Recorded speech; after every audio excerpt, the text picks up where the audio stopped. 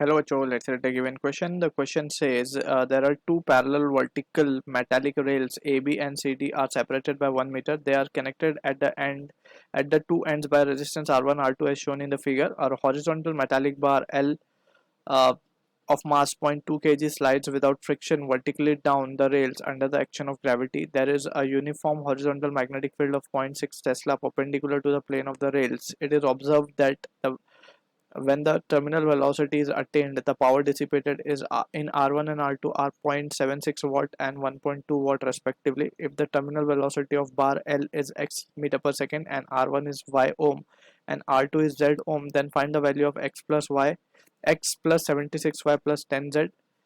Given we can take the value of g as 9.8 meter per second square. So to understand this question, we need to understand about the concept of motional EMF under external force.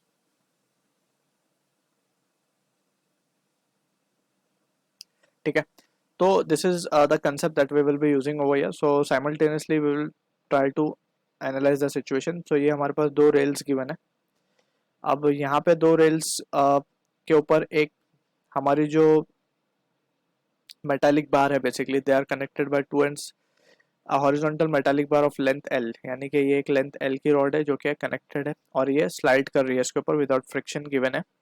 And this is, let's say मान लेते हैं ये हमारी rod है. This is resistance between A and C, इसको बोला गया R1. This is resistance R2 और इसका नाम है BD. ठीक है, अब यहाँ पे we need to understand कि अगर हम इसको ध्यान से analyze करें, so this is the case of motional EMF and magnetic field हमें given है. There is a uniform horizontal magnetic field of 0.6 Tesla perpendicular to the plane of the rails. ठीक है ना, तो plane of the rails को perpendicular है, that means magnetic field is acting inside. तो inside को हम क्रॉस से शो कर देंगे. This is the direction of magnetic field. So यहाँ पे हमने मैग्नेटिक फील्ड का डायरेक्शन ले लिया है अंदर की तरफ. एंड यहाँ पे अगर हम देखें सो इस हमारी जो रॉड है बेसिकली मेटालिक बार है, इसके ऊपर इसका वेट mg जो है नीचे की तरफ फोर्स लगाएगा जिसकी वजह से नीचे की तरफ स्टार्ट होगी चलना. ठीक है, अब एट द सेम टाइम जैसे हमने यहाँ पे डिस्कस कर लिया है कि मैग्नेटिक फील्ड इनवर्ड है एंड ये जो रॉड है ये magnetic metallic bar magnetic field में चल रही है. So EMF will be induce which is the motional EMF and this expression can be written as B V L. ठीक है, अब यहाँ पे also we need to understand कि due to this EMF and current will also be induced and that current value we can write it as to be BVL upon resistance, right? So यहाँ पे resistance दो है तो हम इसको RE लिख रहे हैं, that is R equivalent. ठीक है, so we need to now understand कि अगर हम ध्यान से देखें तो करंट इन द रॉड किस डायरेक्शन में होगा, वो हमें करंट की डायरेक्शन निकालनी है. सो करंट की डायरेक्शन के लिए we will make use of right hand palm rule. So according to right hand palm rule we need to put the fingers of right hand in the direction of magnetic field and thumb in the direction of the force. तो palm का जो face होगा, right hand palm का जो face होगा, that will give the direction of high potential side. So this will be the high potential side and this will be the low potential side. So according to this we can say the battery this will be behaving as if it is a battery source, right? कुछ इस तरीके से. तो यहाँ पे हम देख सकते हैं कि करंट का डायरेक्शन कुछ इस तरीके से फ्लो होगा. ठीक है, इन द सर्किट. अब यहाँ पे अगर हम केयरफुली एनालाइज करें so this will be again the case जहाँ पे हम देख सकते हैं कि current carrying conductor magnetic field में रखा है. So we know for current carrying conductor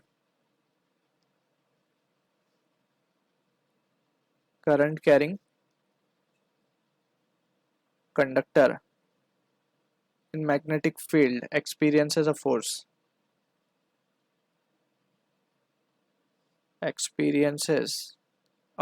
and that force is given by F is equals to ILV. ठीक है, अब इसका डायरेक्शन अगर हमें निकालना है तो just we need to again use the right hand palm rule. So thumb in the direction of current and finger in the direction of magnetic field. So यहाँ पे अगर हम देखें तो thumb in the direction of current and ये magnetic field के direction में, तो force will be in the upward direction. देख सकते हैं हम.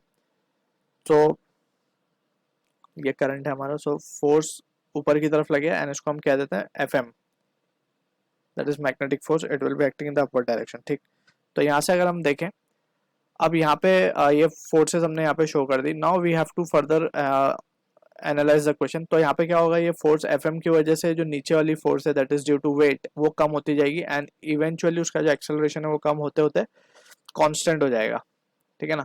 और जब वो कांस्टेंट होगा so that will be we can say velocity constant हो जाएगी, so acceleration will be zero in that case, ठीक है ना। सो जब वेलोसिटी कांस्टेंट होगी उसी को हम टर्मिनल वेलोसिटी कहते हैं, और वो क्वेश्चन में गिवन है x मीटर पर सेकेंड, वो भी हमें फाइंड करनी है बेसिकली। तो we can say in that situation if the terminal velocity of bar L is x metre per second and R1 R2 given है, then find the value of this. अब अगर terminal velocity attain होने की बात की अगर हम situation देखें तो रॉड पे जो फोर्सेस होंगी वो बैलेंस होंगी। So after the we can say under equilibrium या फिर after terminal velocity attained, after terminal velocity attained, तो हम क्या लिख सकते हैं, फोर्सेस को बैलेंस कर देंगे हम, F M will be equals to I B L, sorry F M that is will be balancing the weight, क्योंकि नेट इफेक्ट तो जीरो होगा, net force will be zero. अब यहाँ पे वी कैन सी कि एफ एम को हम क्या लिख सकते हैं, I L B and that will be equals to M G. So यहाँ से आई की वैल्यू अगर हम देखें so this implies that I will be equals to M G upon I into sorry L into B. तो M G L B सारी values given है हमें, तो we can substitute that value. अब हमें लेंथ तो गिवन है basically, mass given है इसका 0.2 kg, तो यहाँ लिख लेते हैं therefore I will be equals to 0.2 into g 9.8 given है डिवाइडेड बाय एल। लेंथ अगर देखा जाए तो सेपरेशन कितना है 1 मीटर है, तो लेंथ भी वही होगी 1 मीटर। मैग्नेटिक फील्ड की वैल्यू अगर देखा जाए तो 0.6 टेस्ला है। सो आई की वैल्यू जो आएगी हमारे पास that comes out to be, or else we can just keep it value as it is 9.8 by 3 and it will be in ampere, ठीक है। So now we can say E जो है हमारा, E को हम क्या लिख सकते हैं, BVL। अब V को हम लिखेंगे VT इंटू L। क्यों लिख रहे हैं VT, because we are observing it after the terminal velocity has attained, right. So यहाँ से हम देख सकते हैं कि E की वैल्यू क्या आ जाएगी, 0.6 इंटू L तो 1 है इंटू VT, ठीक है। अब फर्दर वी नो के, सो लेट्स से इसको हम मान लेते हैं एक्सप्रेशन नंबर 1। अब हम बात करते हैं इसको हम 2 कह देते हैं लेट्स से, एंड ये करंट वाले इक्वेशन को हम कह देते हैं equation number 1। Now we can see हमें पावर भी गिवन है, तो पावर को हम लिख सकते हैं, पावर दैट इज P1, इसको हम लिखा जा सकता है E square by R1, and power P2 dissipation को हम लिख सकते हैं E square by R2। Since दोनों पैरेलल में कनेक्टेड है तो पोटेंशियल सेम होगा, इसीलिए स्क्वायर हमने लिखा है। अब E की वैल्यू हमें ऊपर से देख सकते हैं हम 0.36 VT square divided by R1, right. और यस इसको R1 लिखते हैं एंड यहाँ पे लिखा जाएगा 0.36 VT स्क्वायर अपॉन R2। सो यहाँ से अगर हम देखें तो R1 की वैल्यू क्या लिखी जाएगी, 0.36 VT square bye P1। P1 अगर हम देखें तो P1 हमें गिवन है 0.76 एंड R2 हम लिख सकते हैं सिमिलर वे में 0.36 VT का स्क्वायर डिवाइड बाय 1.2, क्लियर। तो अब further we can see if we divide the two expressions, so therefore अगर हम इन दोनों को एक्सप्रेशंस को डिवाइड कर दें तो ये हो जाएगा हमारे पास R2 बाय R1, तो this value comes out to be 0.76 by 1.2, ठीक है। Now we can write I can be written as by Ohm's law E upon R net। So E तो हमारे पास है 0.6 of VT divide by R net को हम क्या लिख सकते हैं, since both are in parallel connected so R1 R2 upon R1 plus R2। इसको अगर हम फर्दर रिजॉल्व कर लें तो वी कैन सी डिनोमिनेटर को हम डिवाइड कर देते हैं, हमें सिंस R2 बाय R1 का रेशियो नोन है तो हम R1 से डिवाइड कर देते हैं डिनोमिनेटर के दोनों टर्म्स को। सो ये हो जाएगा R2 upon 1 plus R2 by R1 हो जाएगा, एंड इसको फर्दर अगर हम लिखेंगे तो ये कुछ इस तरीके से लिखा जा सकता है, ये आ जाएगा 1 प्लस R2 बाय R1, ठीक है। So on simplification therefore we can say, तो we can say now from here 0.6 value डाल देंगे R2/R1 की 0.76/1.2, therefore I will be equals to, ये हो जाएगा VT/R2 एंड 0.6 को अगर हम अंदर मल्टीप्लाई कर दें, सो 0.6 प्लस ऑफ 0.6 इंटू R2/R1 है 0.76 डिवाइड बाई 1.2, ठीक है, यस। तो on simplification we can have VT/R2 and ये हो जाएगा 0.6 प्लस ये 2 जा, तो ये हो जाएगा 0.76/2, ठीक, and that is equals to I। So यहाँ पे इसको रिजॉल्व करके लिखा जाएगा VT/R2 and this will be 0.38 plus 0.6, that will be 0.98, और I की वैल्यू फ्रॉम इक्वेशन 1 हम लिख सकते हैं 9.8/3, ठीक है।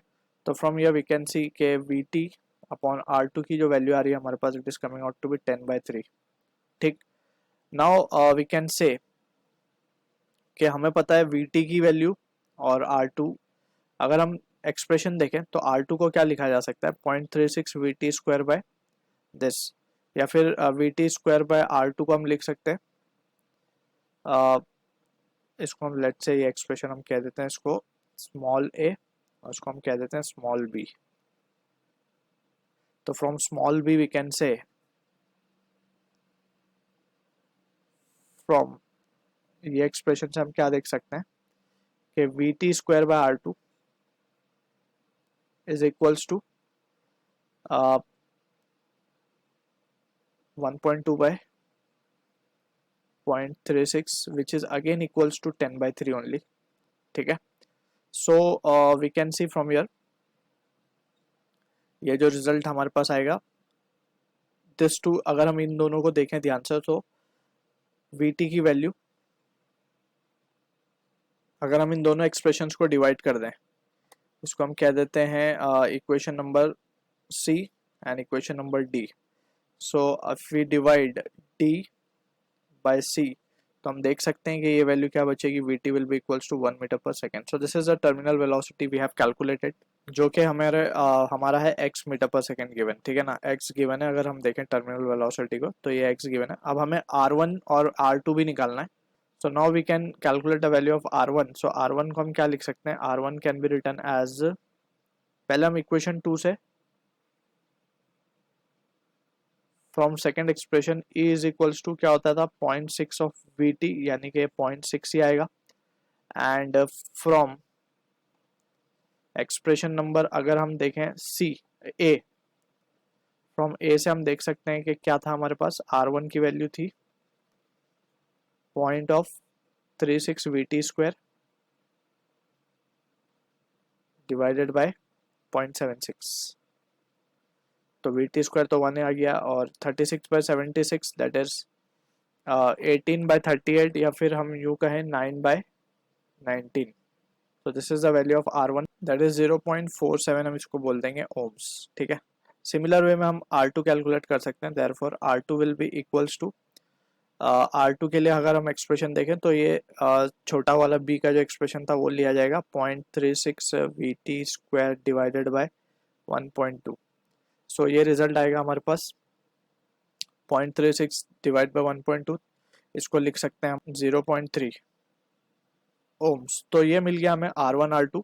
अब R1 हमारे लिए था कि एक्चुअली y था, ये y, और R2 z था। तो this is our y and this is our z। तो हमें फाइनली फाइंड क्या करना था, हमें फाइंड करना था, देयरफॉर फाइनल जो हमें फाइंड करना था, जो वैल्यू थी वो थी x plus 76y, x plus 76y plus 10z, यही था, यस। तो एक एक करके वैल्यू डाल देंगे। x हमें मिला 1 प्लस 76 इंटू वाई हमें मिला है 0.47 plus 10 into 0.3, so this comes out to be 39.72. so this is the total value of the required answer we are getting. So I hope you understood the solution. All the best.